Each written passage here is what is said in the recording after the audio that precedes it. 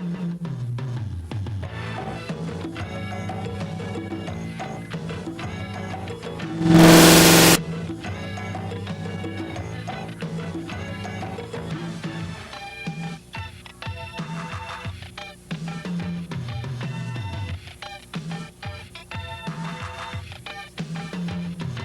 gonna fight, fight, fight for Iowa. Let every loyal Iowan sing. Hello and welcome to Sports Opinion, the weekly sports talk show on Channel 18. That's Public Access TV. My name's Dirk Keller. This is my friend Pat White, and we're really glad How to you have doing, you Dirk? back, Pat. Good to see Good. you. Good to see you. And here's Earl Murphy. He has found the fountain of youth. Wait a minute. No, not quite. Oh, it's not Earl. It's his son, John. John, Hello. thanks. Yeah, By the way, Earl's fine. He may be 90 years old, but we're not going to drag him out in this kind of weather. It was just too much. So he called son John to take his place, and we're glad he did. Well, thanks, Dirk. Thank you. Glad Good to be have you here. I did not go to the Hawkeye men's game last night against Ohio State, but my two friends here did. And I thought I'd let you guys talk about that. I got to watch the second half on TV. You were there. Let's hear what you thought. Well, the best team won, at least the team that played the best won. We started pretty well. The first half was back and forth, and Olashini was tremendous.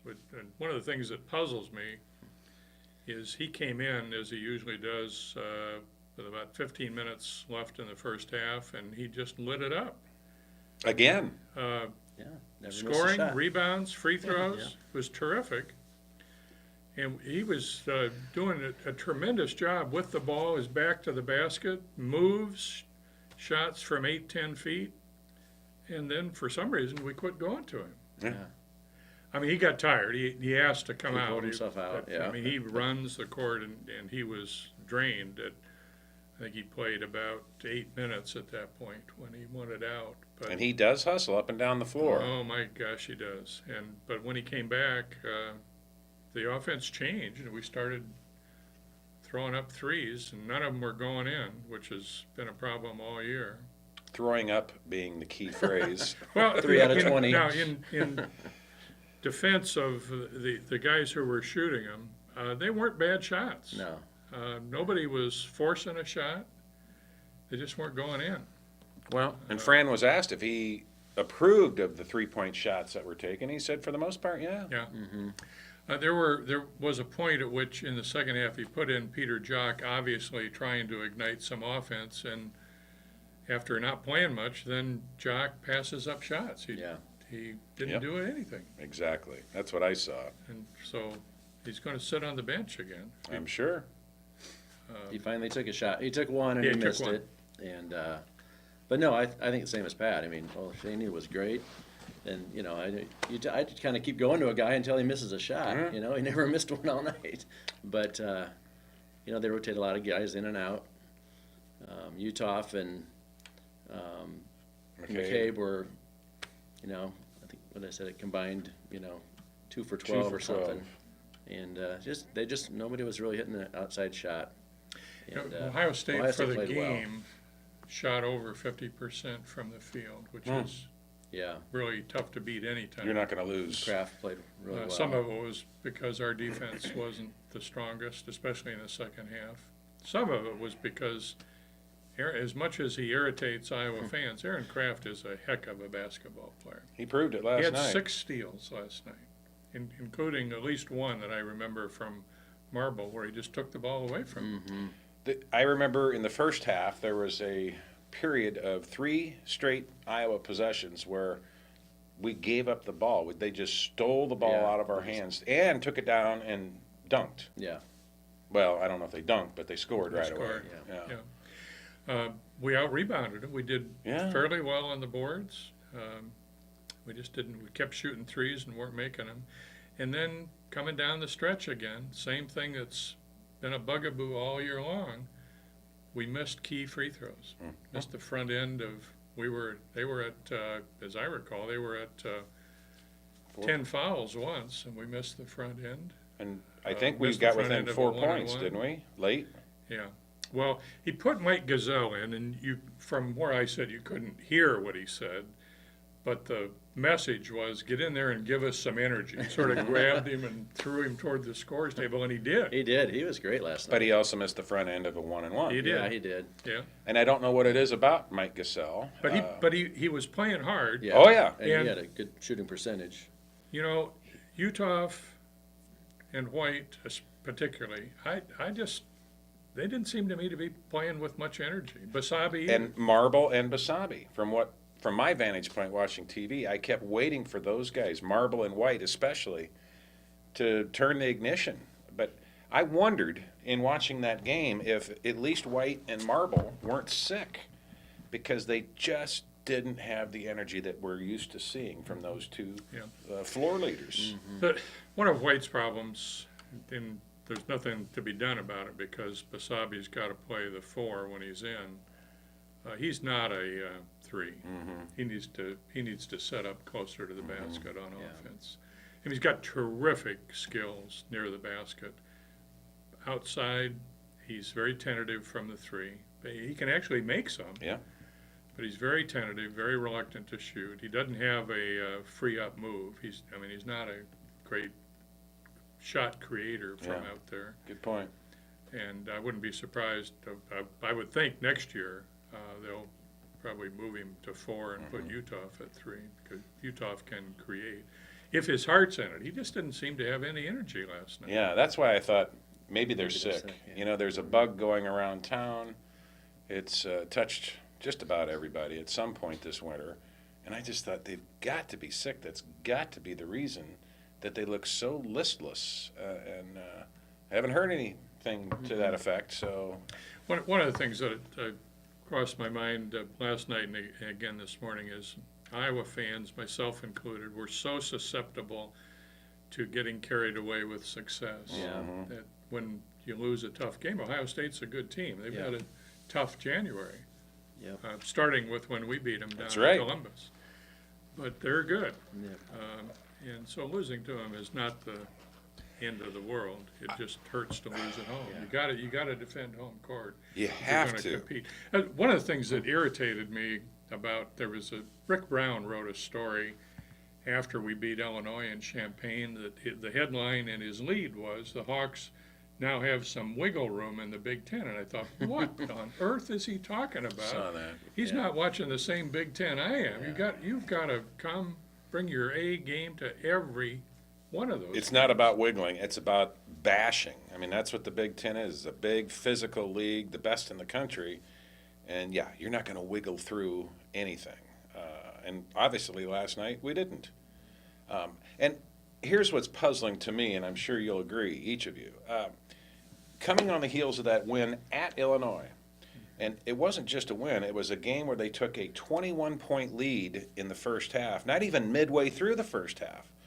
We're clicking on all cylinders. And then the wheels fell off. And midway through the second half, Illinois got a 5-point lead and in command. And the Hawkeyes got tough. Yep. And they took that game from Illinois on the road in a very hostile environment.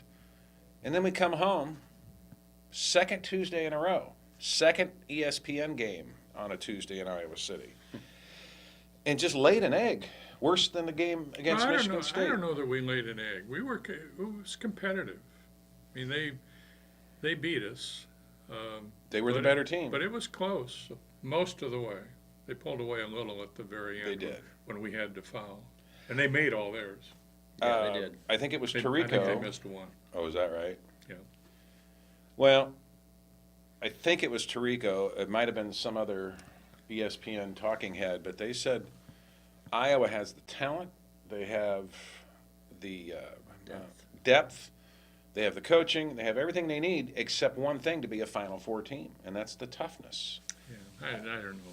Randy Larson was on the show last week, and he disagreed with Coach Fran's assessment after Michigan State. We lack toughness.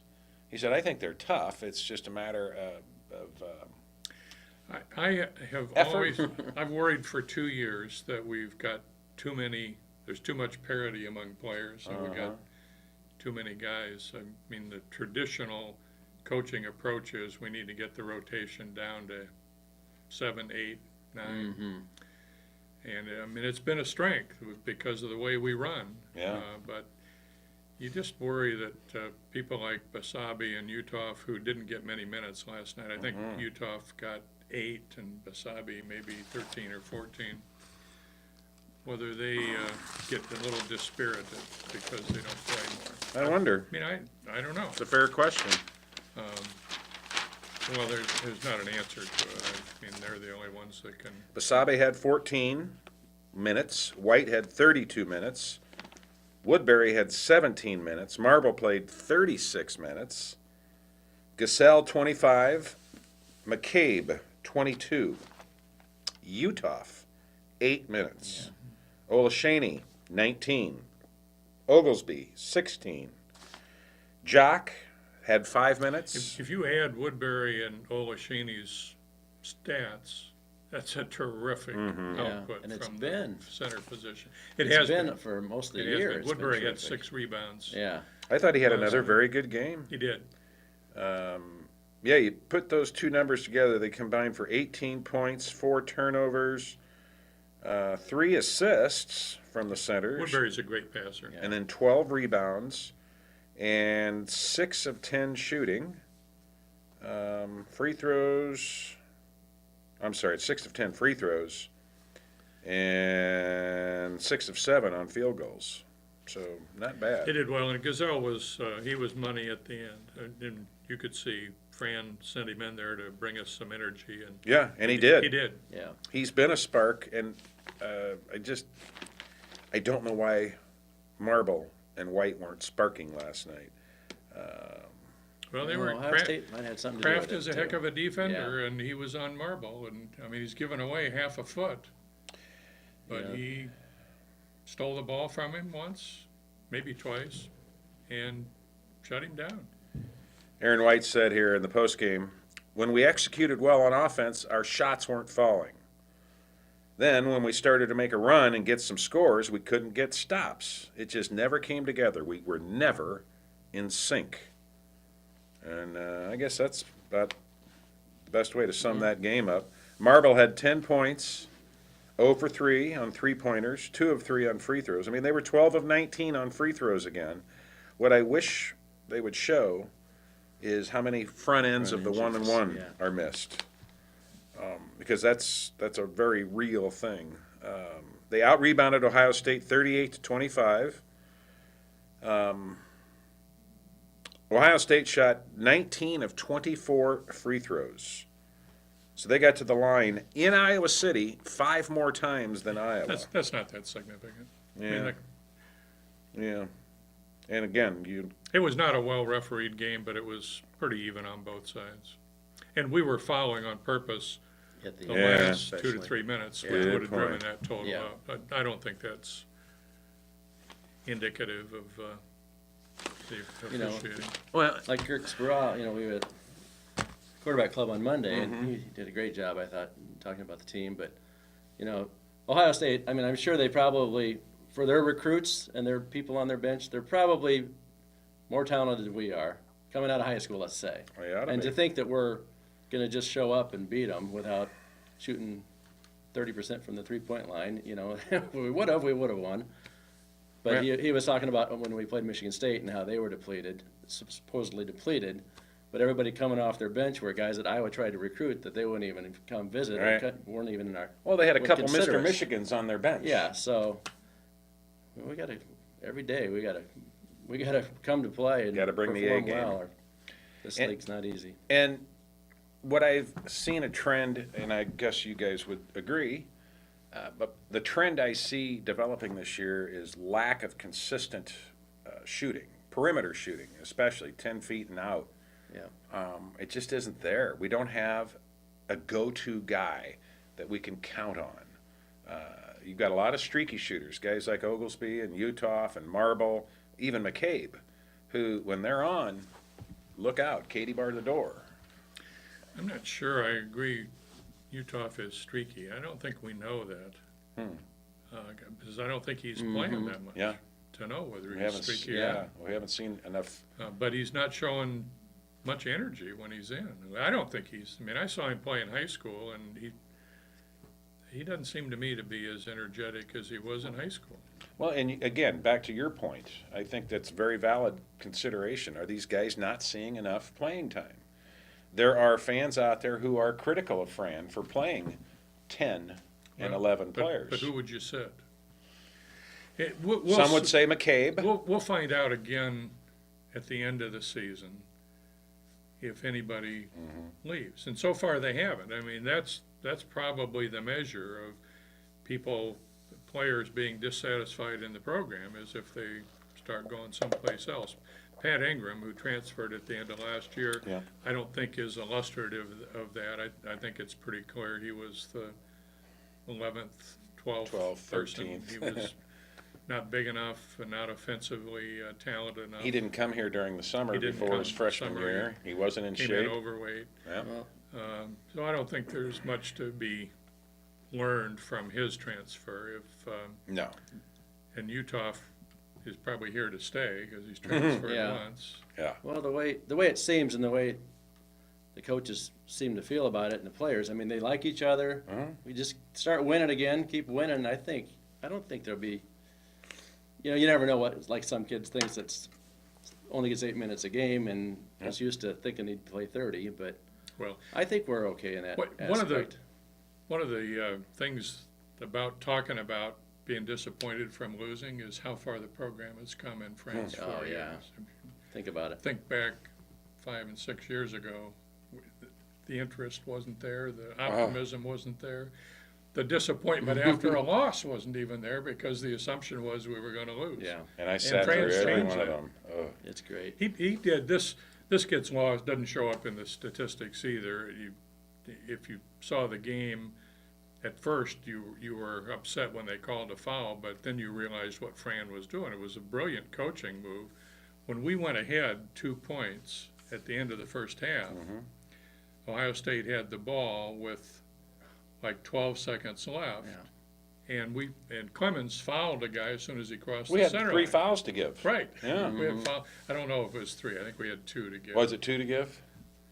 They never got a shot off, did they, No, at the end they of the didn't half? get a shot off. Well, they got a long shot off, Yeah. but that was great Yeah. coaching.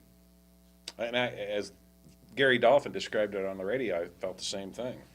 And I thought, wow, we haven't fouled very much this half. Great.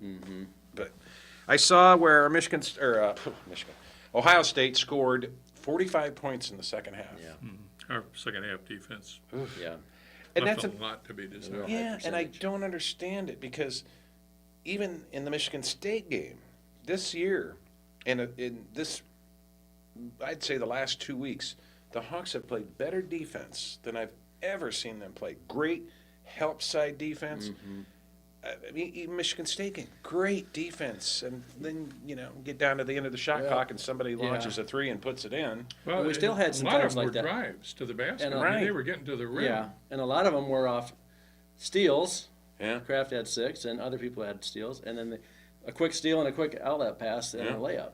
So there was some of that too. And there were moments where I saw that good, brilliant defense last night in the second half when I was able to watch. But it just puzzles me. But you kind of nailed it. The steals, Yeah, I mean, the quick outlets. It just wasn't Well, the same. when the other team makes more than half of their shots, as Ohio State did, it's hard. You don't run as much Yeah. because you got to take the Right. ball out. yeah, you're not getting rebounds. You don't get a Go. rebound and go. And our game is running. I mean, Yep. we're at our best when we're running, and that's one of Aaron White's strengths. I mean, Yeah. he's terrific at running and